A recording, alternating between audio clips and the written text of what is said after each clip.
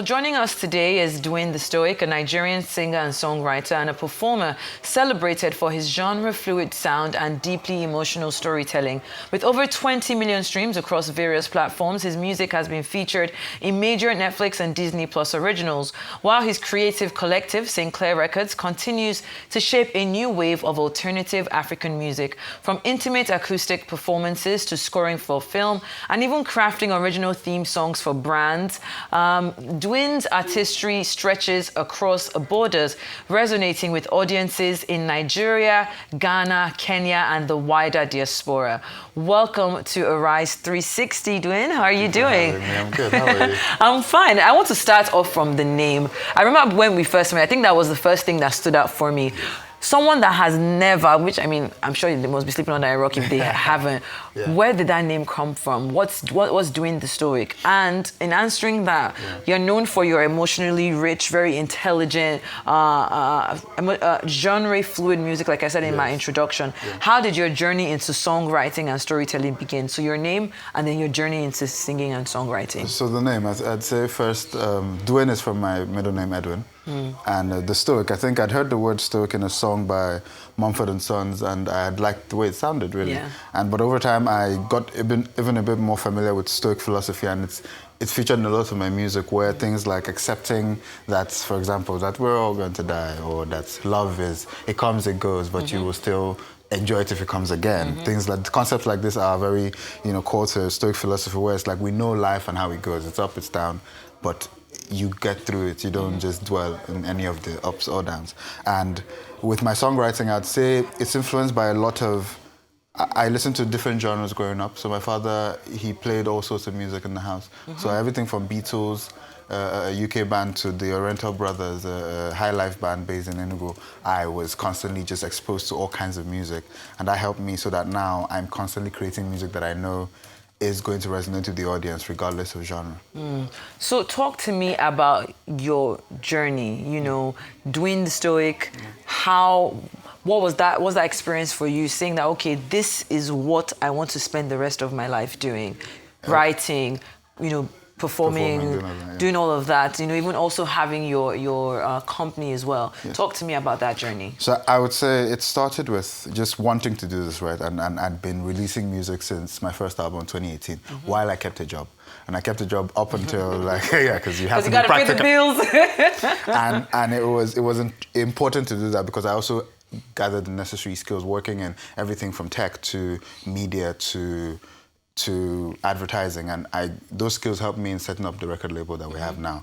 And I would say that journey has mostly been one of really loving, being an African artist, wanting us to do this work with more dignity. You understand? Because with setting up a record label, what's most important is that we're able to create a platform where artists can actually earn, do this music and actually be able to, again, dignity in the vocation that we're doing.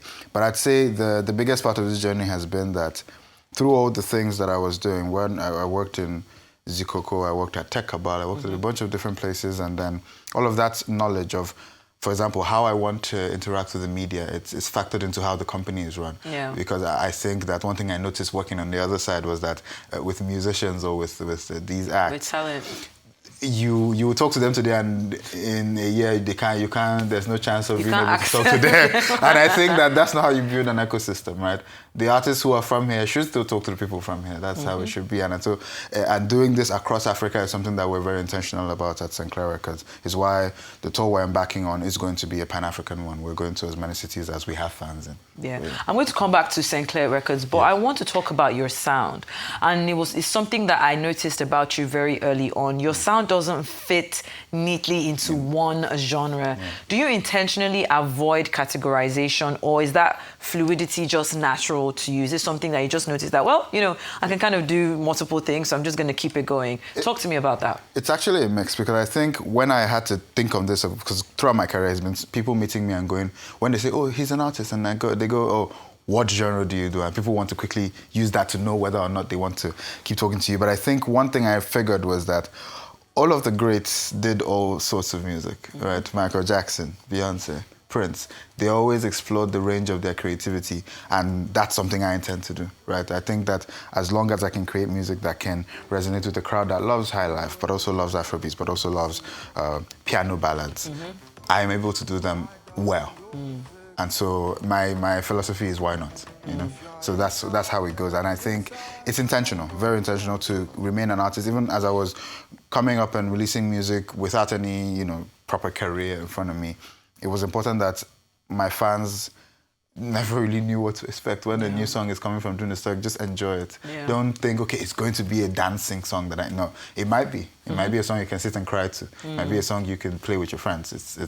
And I think the tagline for the record label, Born From the Music I Make, is the soundtrack of your lives. Yeah. So regardless of what moments, when you need, you know, you meet a lover, if they leave, if they stay, whatever it is, music here for you. Yeah.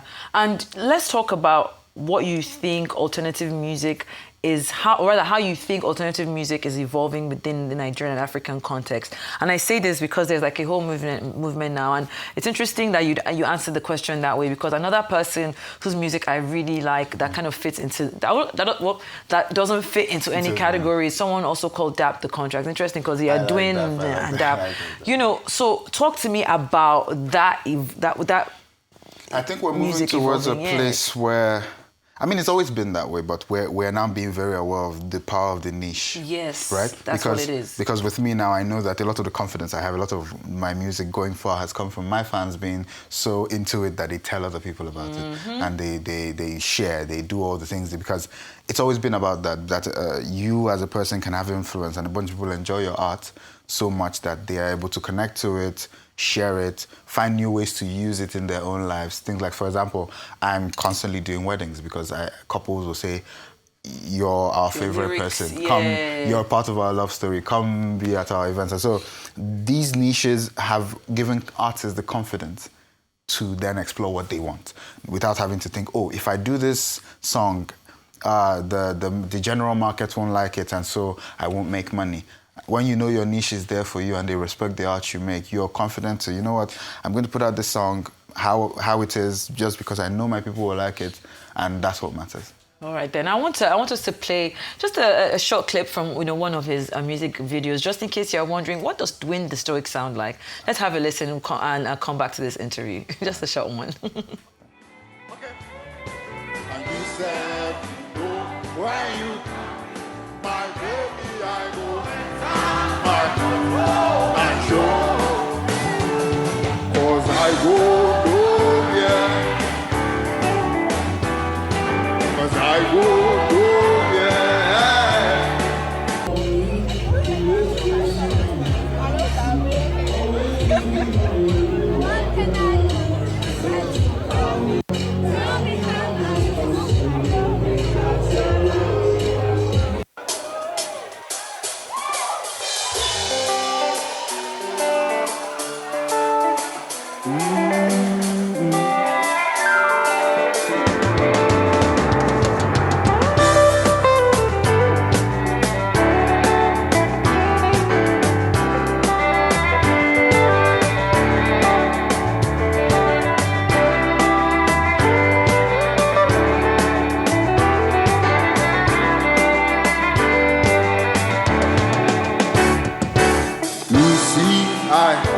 Waited for this time.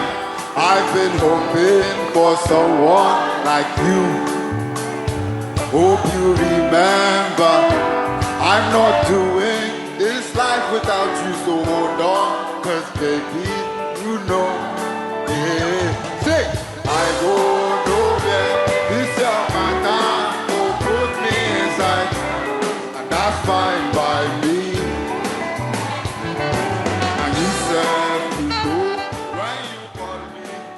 Okay, so I have two questions for you after watching that. Okay. First off, I want to know what's going on in your head when you're standing in front of such a huge crowd like that. Before you open your mouth and start singing, what's in your head? And secondly, do you believe that maybe you might have parasocial relationships with a lot of women in the audience, because the way they were singing and looking at you? I think first of all, they love the music. Yeah.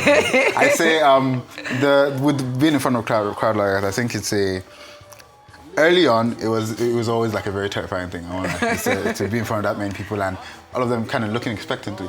And to be fair, earlier in your career, you're in front of a lot of crowds who don't know who you are, and so it's a bit more. But now with my audience and my my listeners, I've been touring, I've been doing shows for a bit, and so there's now a thing where like I'm familiar with at least just 100, 200 faces in the crowd because we've been doing this for a bit. But of course, new cities and all that. But thankfully, and to the second this thing, the music is loved so much that it's like sometimes it's almost like the fans have taken ownership of you, and so they're quite protective of you as well. So it's a very interesting thing where you feel safe really being in front of them like that because you know, in my case, I'm almost certain that they're going to be screaming just as loud as my speakers. So, that is so lovely to see. Let's shift focus a bit. Let's talk about some of your brand work and corporate projects. You've created original theme songs for different brands. You know, for One Bank, Rise Vest. How different is the process from writing personal music to now having to write music for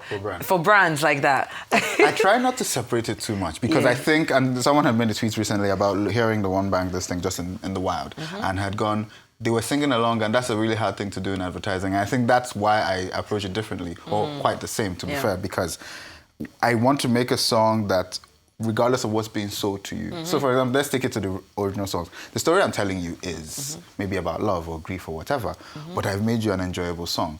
Something you can listen to regardless of the joy or grief or whatever. And so that same thing applies to when I'm creating music for brands. I want to create music that people can listen to, and a good example is Rise. Rise is a song that it was for the brand Rise Verse. But the way that we just put it out as a song, and to today, people actually did that. I mean, it's gotten thousands of streams, and it's like that's what I want to do. I think I want us to return to a time where it's not just about must sell to you, buy the thing. It's more enjoy this thing. Enjoy the music. I know, by the way. Not just buy these clothes. It is fine. So it is blue. What do you want? Exactly. Do you think that more Nigerian artists should explore creative work with brands and corporate partners, or do you think we should just leave it with the people that are doing it now? No. I think more people should explore, because I think that's the thing with being, and I'll say this from a point of just money to be made, right? It's not a very easy thing to choose to be a creative and to choose to give your work, your life to this art. And so if there are ways for you to still honor your art in terms of how I create, I am particular about my process. I tell the brands I want to work with, I won't write you a song that's just very I'm going to write you a song. And then but it will be tied to your brand. It will be music you can use for whatever it is you need. And so I think more creatives should explore that, because honestly, in many ways, that's how you get paid. That's how you also kind of, entrench yourself exactly in the mainstream. People start to see you in places where, I know there was a long time where Asha's song was for one bank, a particular bank, we were able to, you walk into the bank and you hear Asha just coming from, and those kind of things just keep you interacting. Okay, that's Asha. Oh my God, we're going to be wrapping up soon, but I have two questions for you. Your music resonates across Nigeria, Ghana, Kenya, and the wider diaspora. What do you think connects listeners to your sound? And how do you stay connected to the audience in a digital world like this, where we see trends changing ever so quickly?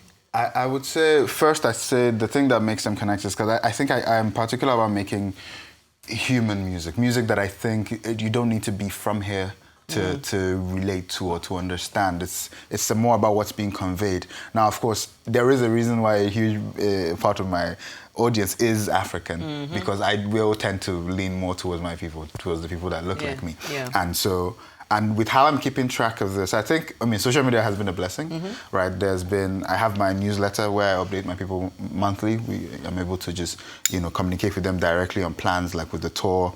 I know that, the fans are able to hear about whatever is happening directly from me. But also with social media, of course, you get a chance to show sides of yourself, what you're up to, and the things you have for them. And I think with that, I've been able to create a community that is paying attention to what I'm saying and the shows we're having, and just feel like, okay, we're part of this thing. And regardless of what trends, regardless of what new thing is happening, they still are locked into whatever Dwin The Stoic is doing. All right, then. So talk to me about Master of the Ballads. You know, what's next? You know, it's a new project. Yeah. Are we seeing new collaborations? Oh, yes. A full-length album? Yes, yes. And I wonder if you could score any film or collaborate with any global artist, who would it be? Interesting. Okay, so I'd say with Master of Ballads tour, so we put out this album about a year ago, and it's we've had songs like I Go Nowhere, Time Is Money go just viral off of the album, and now we're going on tour because I think that,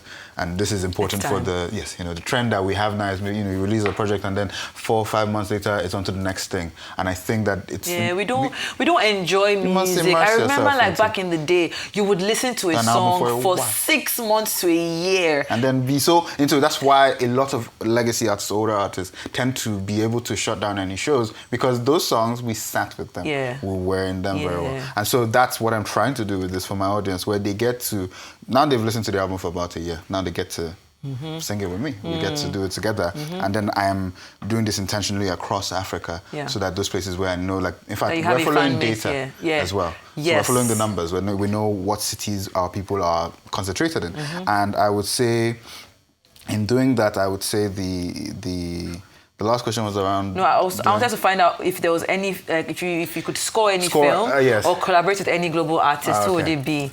Your wish list. If I could score a film, and I was just talking about this with a friend yesterday, a Bond film. Ooh, that would be nice. I want to make a proper orchestra for Okay. No, sorry, that's Mission Impossible. Hey, see me, I was thinking Mission Impossible. They changed the song for Bond. They tend to make original songs. So I mean, Adele has Skyfall. Billie Eilish had the other ones. I really want to make a song for a Bond film. That would be really cool. And for global artists to work with, I know she doesn't do features, but Adele.